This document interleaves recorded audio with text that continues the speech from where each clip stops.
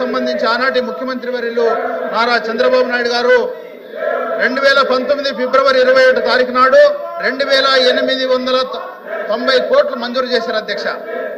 మరి గత ప్రభుత్వం ముఖ్యమంత్రిగా జగన్మోహన్ రెడ్డి గారు కర్నూలు పార్లమెంటును పూర్తిగా విస్మరించారు. అయిపోయింది.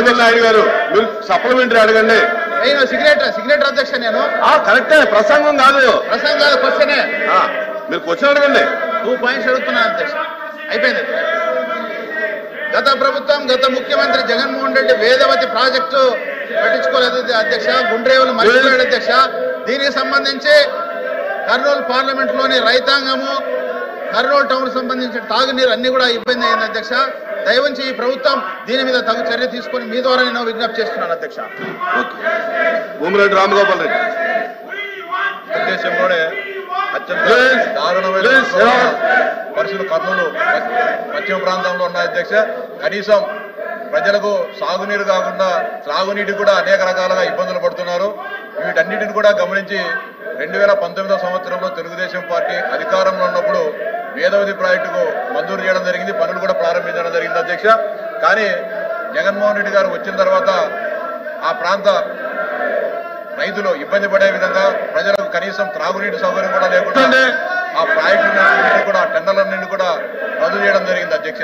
కానీ మళ్ళీ ఈ టెండర్లు పిలిచినప్పటికీ గత 5 సంవత్సరాల్లో ₹1 కానీ ఖర్చు పెట్టుకోకుండా కర్నూలు జిల్లా రైతాంగాన్ని ప్రజలను అన్యాయం చేయింది అధ్యక్ష.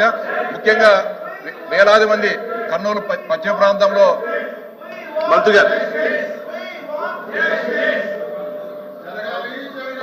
సభ్యులు వాళ్ళ పోడిన దగ్గరకు వచ్చి ఈ విధంగా మాట్లాడడం చాలా బాధాకరమైన విషయం.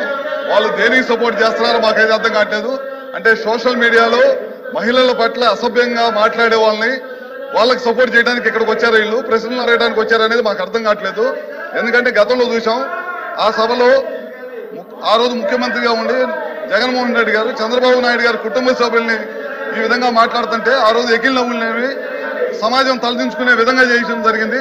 తర్వాత పవన్ కళ్యాణ్ గారి కుటుంబాన్ని, అదేవిధంగా అనితా గారిని, మినిస్టర్ అనితా గారిని కాకుండా లాస్ట్ కి జగన్మోహన్ రెడ్డి గారి స్వయాన చెల్లెలను కూడా ట్రోలింగ్ చేసి ఇబ్బంది పెట్టిన పరిస్థితి ఎదుర్కొందన్నమాట ఈ రాష్ట్రంలో.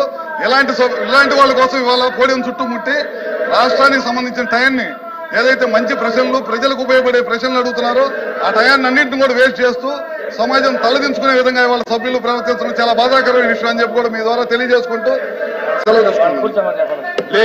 కూర్చోండి. ఎల్వైపీ గారు కూర్చోబెట్టండి. ఇప్పుడు ప్రశ్నల సమయం, చర్చ జరుగుతుంది, చర్చలో పాల్గొమనండి. మీరు వేరే ఫార్మెట్ లో రండి.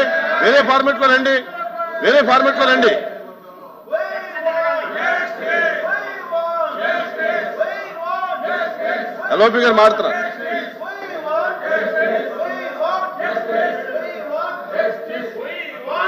కూర్చోండి, దయచేసి కూర్చోండి, మీ సీట్లో కూర్చోండి. మీరు మాట్లాడతారా? చైర్మన్ గారు చాలా అత్యవసరమైనది. రాష్ట్రంలో వచ్చి ఎంతో మంది యువకుల్ని ఈ సోషల్ మీడియా పోస్ట్ అని చెప్పని లేనిమని పెట్టి వాళ్ళని అరెస్టులు చేసి చట్టాన్ని చేతిలో తీసుకోవడం ఇప్పుడు ప్రజాస్వామ్యంలో జరగలేదు. మీరు వేరే ఫార్మెట్ లో రండి.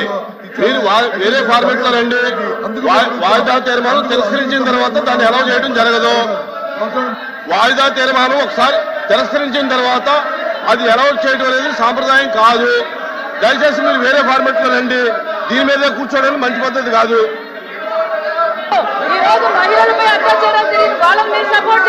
కూర్చోండి.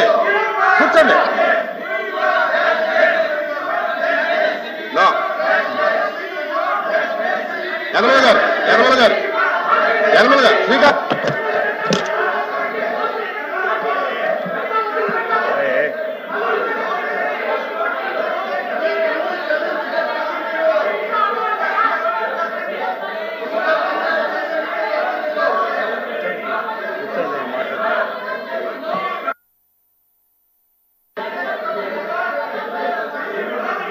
రామకృష్ణుడు గారు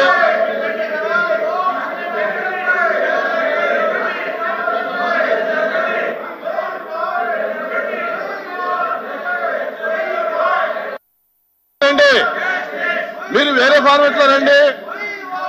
వాయిదా తీర్మానం తిరస్కరించాం. మీరు వేరే ఫార్మెట్ లో రండి.